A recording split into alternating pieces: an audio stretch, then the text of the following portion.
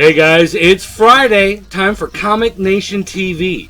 Now usually you've got Rob Bass here, but he's still playing around with that little baby, pretending like that's more important than comic books. So whatever, Rob Bass, whatever. We'll just throw in a news desk and we'll call it a Comic Nation TV. Besides, I was going to talk about comics anyway. I've got a bunch to review. A couple left from the new DC Universe relaunch.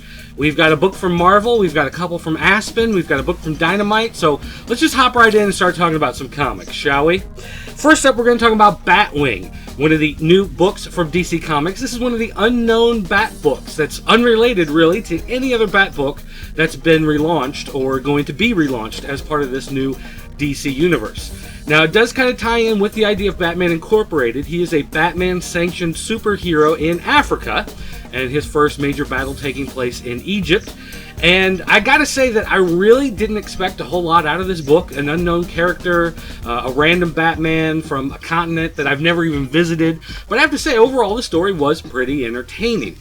It was a lot of fun, it was very enjoyable, and he appears actually to die at the end of the issue, which makes me wonder what issue number 2 is going to bring, and that I think is going to be worth checking out. So I do plan on sticking with that series.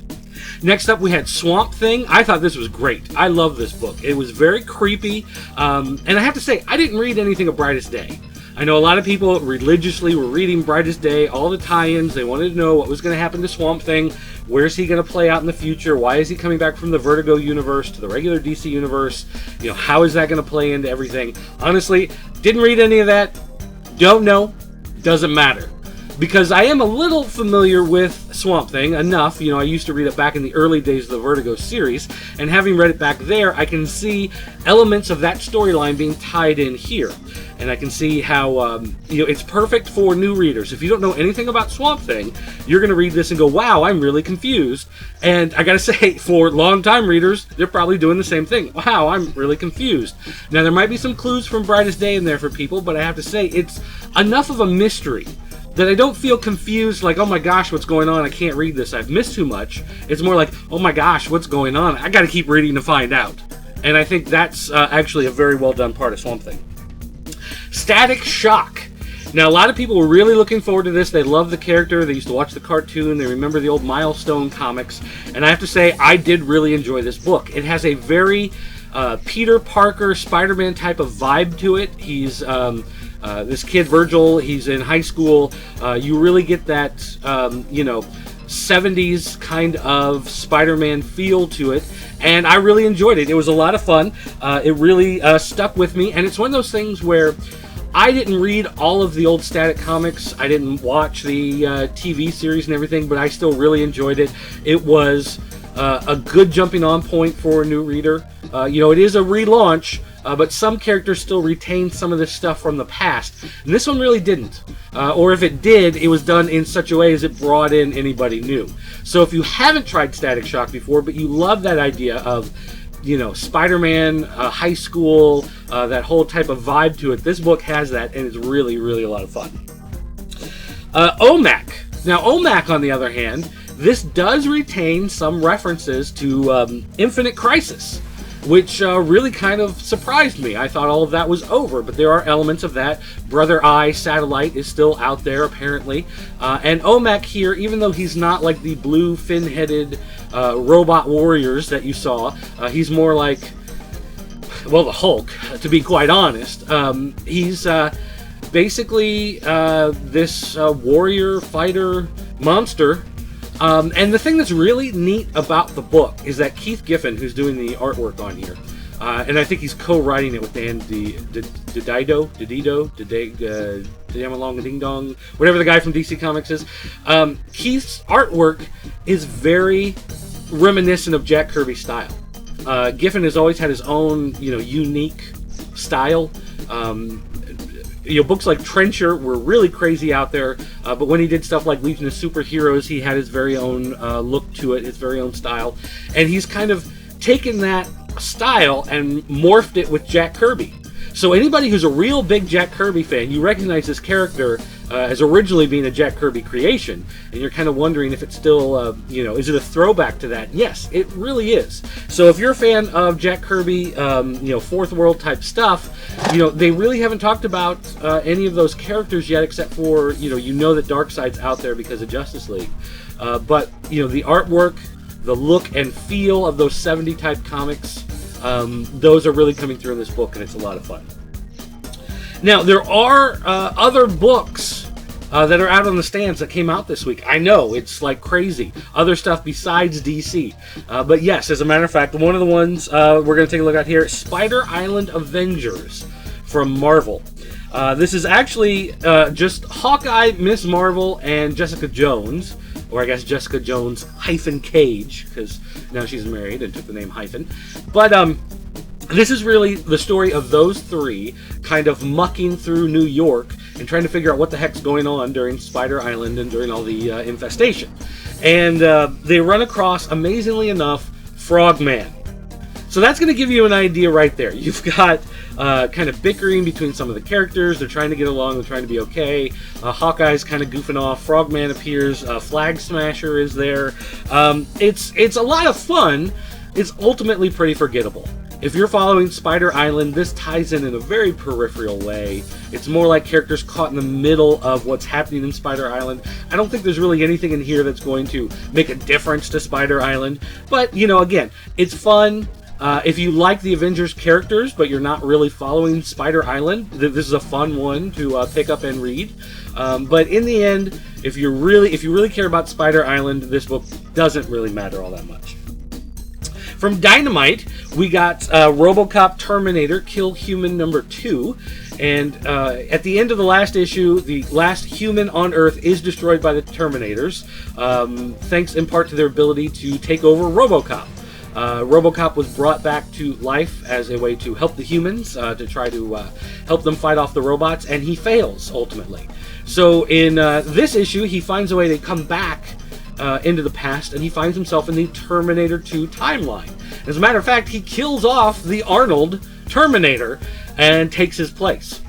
So that was an interesting twist, I thought, with that whole Terminator 2 timeline. So if you're a fan of Robocop or Terminator, you actually probably want to pick up this series because it is a lot of fun. It ties into a key moment there in Terminator 2, and it's it's changing time. It's changing the flow of that story, and definitely enjoying that one quite a bit. From Aspen Comics, we got a copy of Delic 6, which actually I think comes out next Wednesday.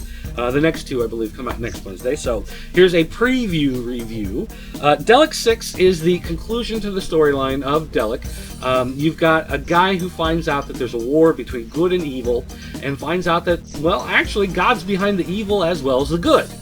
You have to have a force of good and a force of evil, and they have to fight it out, and, you got to pick a side. You got to choose.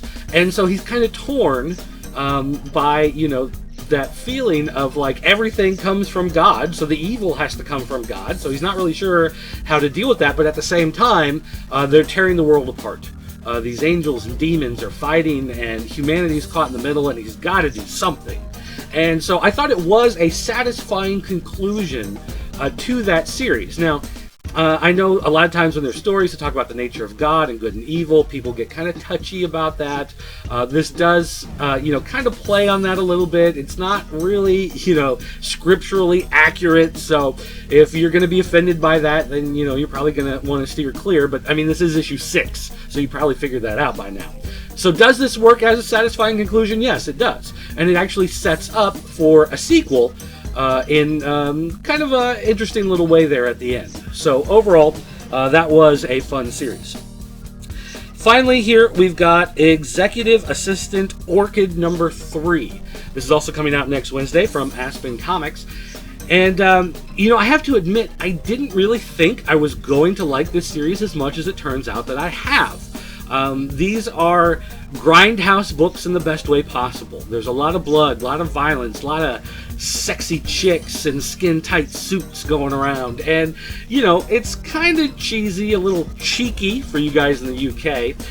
But it's also a lot of serious fun. And the story goes a little bit deeper than anything I was expecting to find in it, to be quite honest.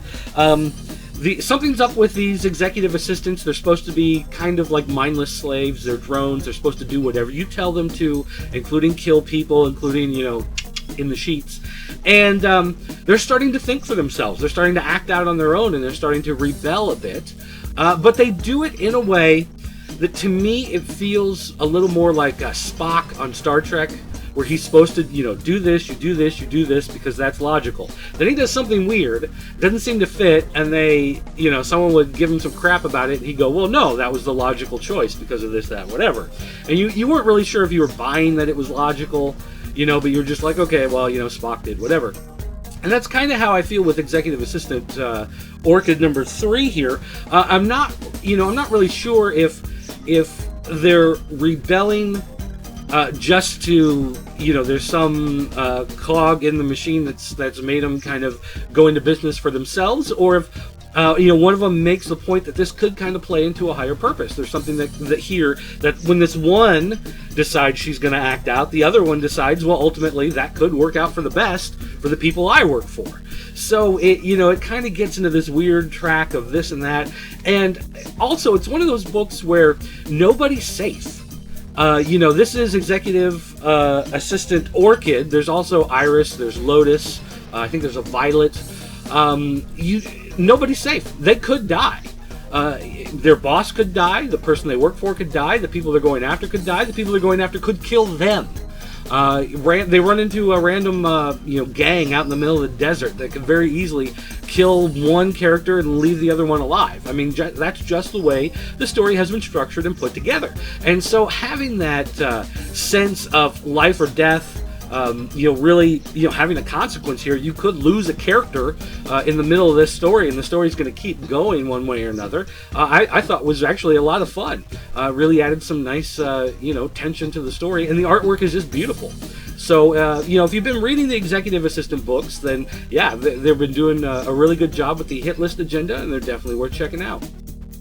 Well, folks, that's going to do it here for Comic Nation TV today. I want to thank you guys for watching. Don't forget to check out ineedcomics.com for a lot more comic book reviews and news and videos and, podcasts, whatever. We've got an episode of Comaholics coming up, and lots of other great stuff for you guys to stay tuned for. So make sure you check us out. We're part of popculturenetwork.com. See you next time. Dirt, call me.